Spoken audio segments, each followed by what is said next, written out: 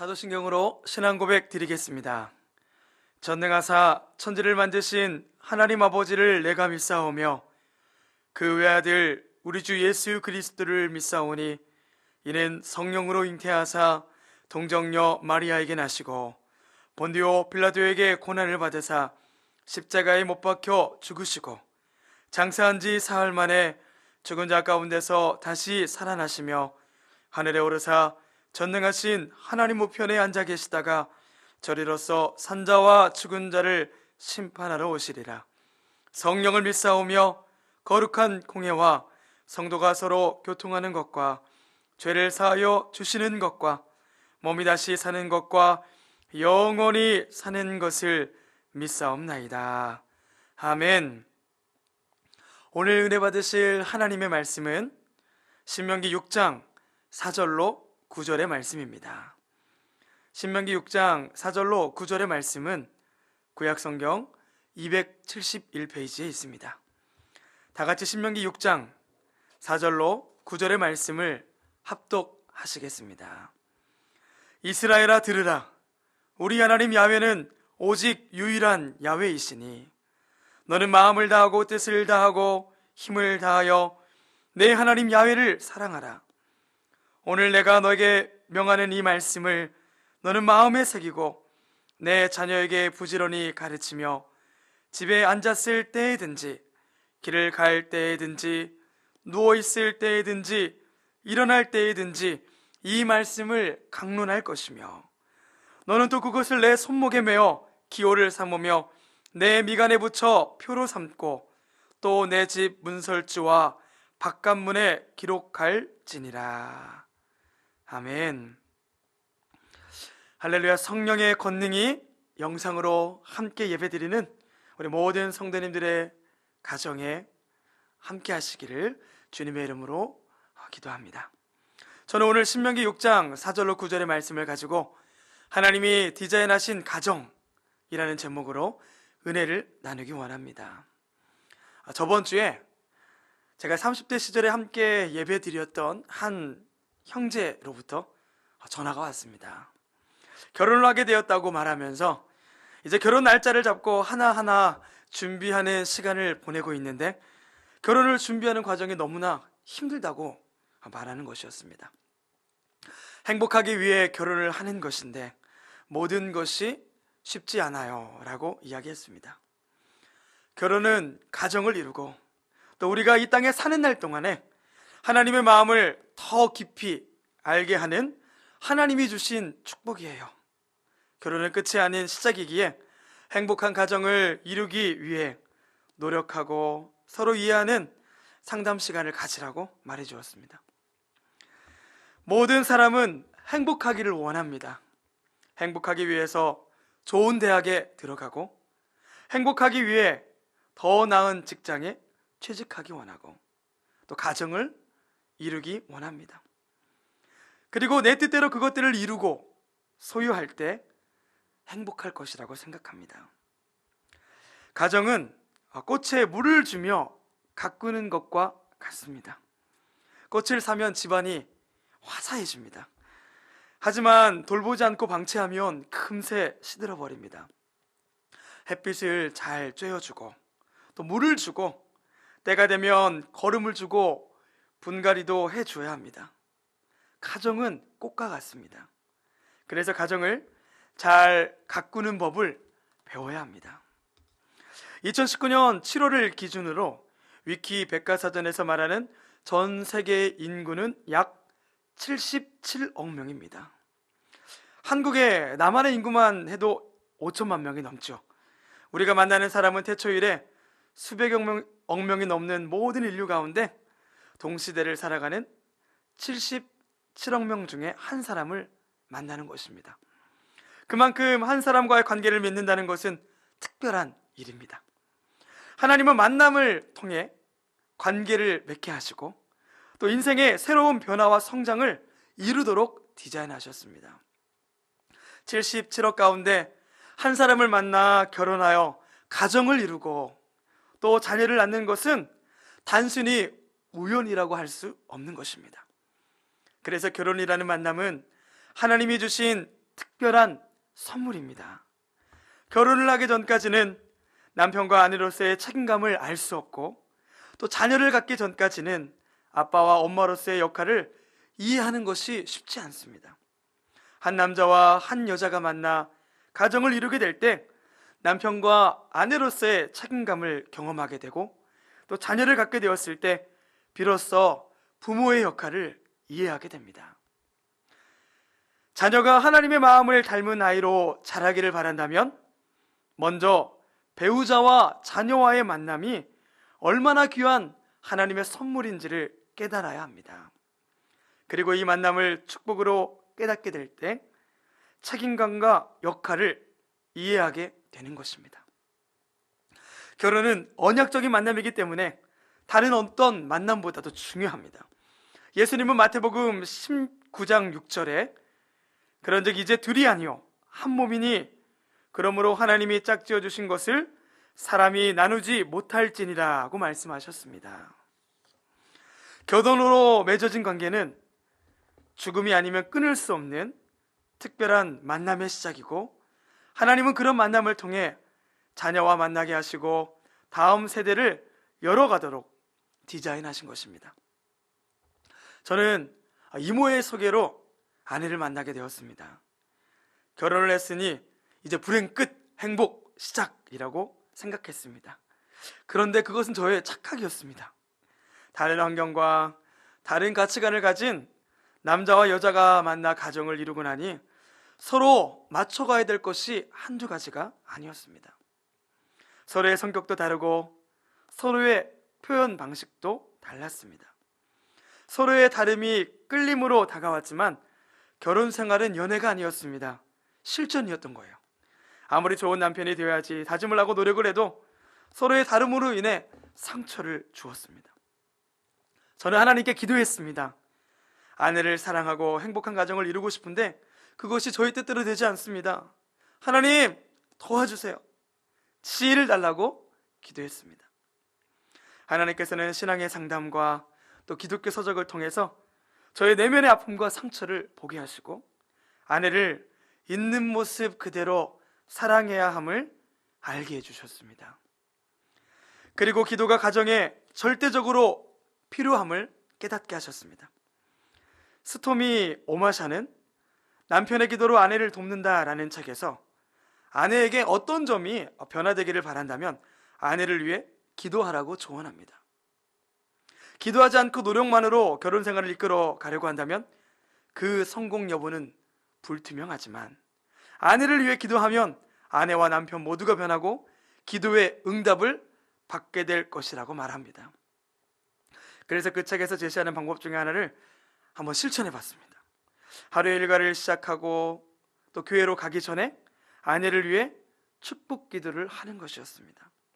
현관문 앞에서 아내의 손을 잡고 하나님, 오늘 하루 아내의 삶 속에 하나님의 은혜와 또 하나님의 인도하심이 가득하게 해주세요. 주님이 함께 해주세요. 예수님의 이름으로 기도드립니다. 아멘. 짧은 기도였습니다. 1분도 채 되지 않는 짧은 기도였습니다. 하지만 처음에는 너무나도 어색해서 그만둘까 생각했어요. 괜한 일을 했다라는 생각이 들기도 했습니다.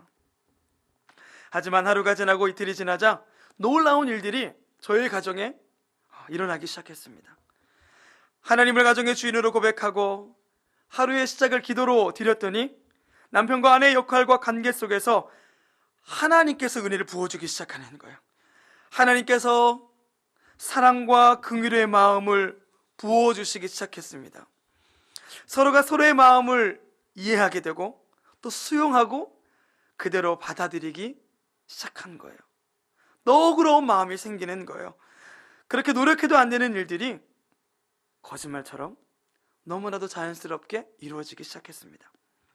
더욱더 놀라운 것은 2주가 지났을 시점에 제가 기도를 마치고 나가려는데 아내가 저를 위해 기도를 해주는 것이었습니다. 하나님, 우리 남편 오늘 사역 가운데 성령의 기름 부음이 넘치게 하옵소서. 하나님께서 함께해 주시옵소서. 예수님의 이름으로 기도드립니다. 아멘. 아내의 기도가 끝날 때 저는 마음에 큰 감동과 하나님을 향한 감사의 기도가 터져나왔습니다. 부부가 서로를 위해 기도하는 것에는 놀라운 성령의 힘과 능력이 나타납니다. 자녀를 양육하는 것도 같습니다. 부모가 자녀들에게 줄 수 있는 것은 눈에 보이는 어떠한 유산이 아닌 바로 영적인 유산, 하나님을 향한 신앙과 믿음인 줄 믿습니다.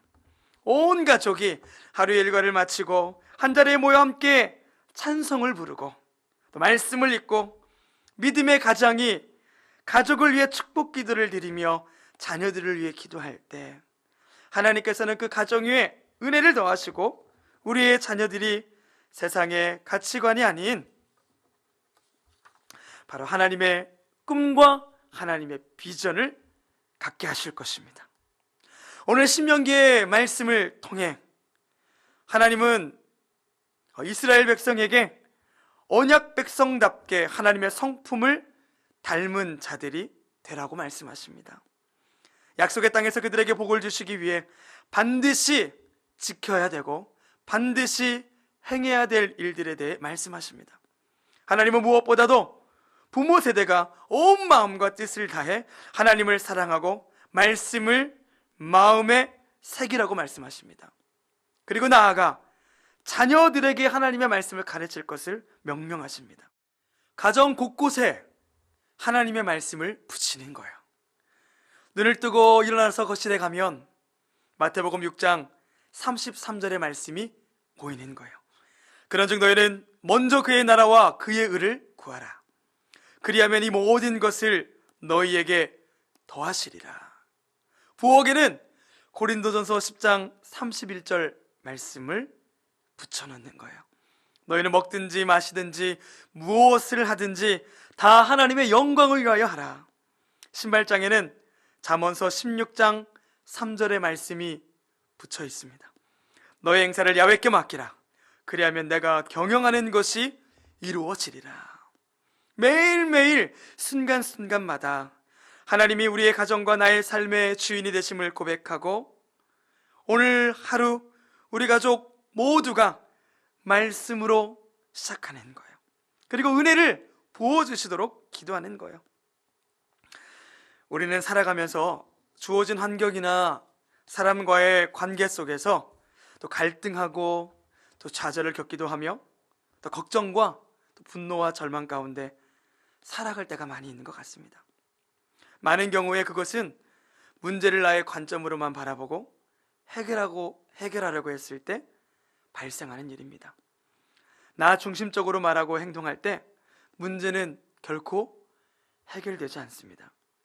그래서 우리는 올바른 가치와 기준을 세워야 합니다. 올바른 가치와 기준을 세우는 일은 지혜와 명철을 통해서 가능해집니다. 하나님이 주시는 지혜와 명철은 어긋난 관계를 회복하고 갈등을 해결하여 우리 인생에 새로운 길을 열어주기 때문입니다.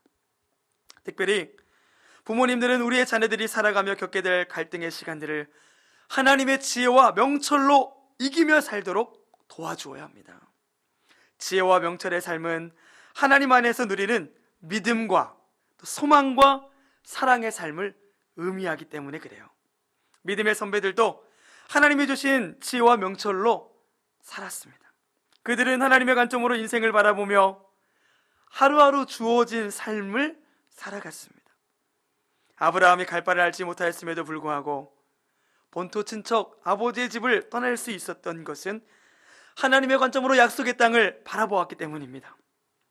아브라함은 믿음으로 바라볼 때 소망을 가질 수 있었고 이 소망은 더 나아가 하나님의 사랑을 실천하는 원동력이 된 것입니다. 그래서 우리는 지혜와 명철을 구해야 합니다. 야고보서 1장 5절에는 너희 중에 누구든지 지혜가 부족하거든 모든 사람에게 후히 주시고 꾸짖지 아니하시는 하나님께 구하라. 그리하면 주시리라고 말씀하십니다. 또 잠언서 9장 10절에는 야훼를 경외하는 것이 지혜의 근본이요 거룩하신 자를 아는 것이 명철이니라고 말씀하십니다. 부모는 자녀가 지혜롭고 명철하게 자라도록 기도해야 합니다. 자녀의 지혜와 명철을 위해 기도하는 것은 그 어떤 축복 기도보다도 효력이 있는 기도임을 경험하게 될 것입니다. 전염병으로 일상이 무너지고 가족과 함께하는 시간이 많은 이때에 우리가 준비해야 될 것은 무엇이고 하나님이 우리에게 요구하시는 것이 무엇인지를 생각해 보게 됩니다. 구약시대에 하나님의 임재는 지성소에서 부어졌습니다. 우리의 가정이 거친 세상에서 믿음의 가정으로 세워지기 위해서는 우리의 가정에 하나님이 임재하시는 지성소가 되어야 합니다. 기도의 골방을 만들고 나의 모든 죄를 회개하고 찬양 가운데 말씀을 묵상하며 전심으로 하나님의 은혜를 구할 때 하나님은 세상을 이길 힘과 지혜를 우리의 가정에 부어주실 것입니다.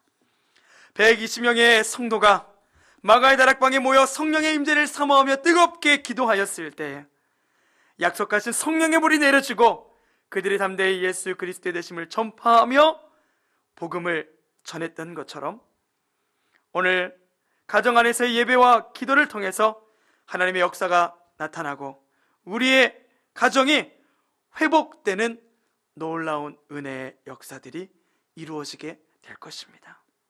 함께 기도하겠습니다. 거룩하신 아버지 하나님, 우리의 가정이 하나님의 말씀 위에 세워지게 하여 주시고 다시 한번 이 마가의 다락방의 기도회를 통해 예배의 단이 세워지고 성령 하나님께서 우리의 가정의 주인 되어 주심을 경험하게 하여 주시옵소서. 말씀과 기도로 세상을 이길 수 있는 힘과 능력을 얻게 하여 주시며 가정의 예배를 통하여 이 가정의 주인 되신 하나님을 누리고 경험하는 축복의 시간들이 되게 하여 주시옵소서. 감사드리며 사랑 많으신 예수님의 이름으로 기도드리옵나이다. 아멘. 할렐루야. 오늘도 주신 말씀에 의지하여 우리가 먼저 찬양으로 우리의 마음의 문을 열기 원합니다. 우리에겐 소원이 하나 있네. 우리 간절한 심령으로 찬양드리겠습니다. 우리에겐 소원이 하나 있네. 주님 다시 오실 그날까지 우리 가슴에 새긴 주의 십자가 사랑, 주의 교회를 사랑케 하네. 주의 교회를 향한 우리 마음, 희생과 포기와 가난과 고난, 하늘로 죽음조차 우리 막을 수 없네. 우리 교회는 이 땅에 희망, 교회는 교회되게, 예배 예배되게 우리 사용하소서. 진정한 은혜가 오늘이 나도록 우리 사용하소서. 아멘. 우리에겐 소원이 하나 있네. 우리에겐 소원이 하나 있네. 주님 다시 오실 그날까지 우리 가슴에 새긴 주의 십자가 사랑, 내 교회를 사랑케 하네. 주의 교회를 향한 우리 마음, 희생과 포기와 가난과 고난,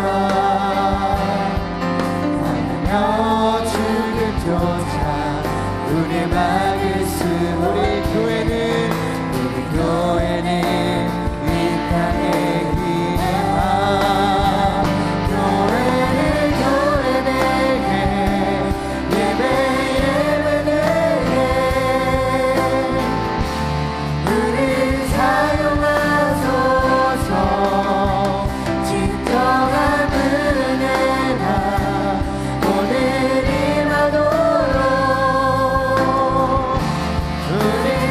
선포하며 성령 안에 예배하리라. 성령 안에 예배하리라. 자유의 마음으로 사랑으로 사역하리라. 교회는 생명이니 교회되게 예배되게 우리 사용하는 신청한 우리에게 복이 맞춤있습니다. 우리 사용하는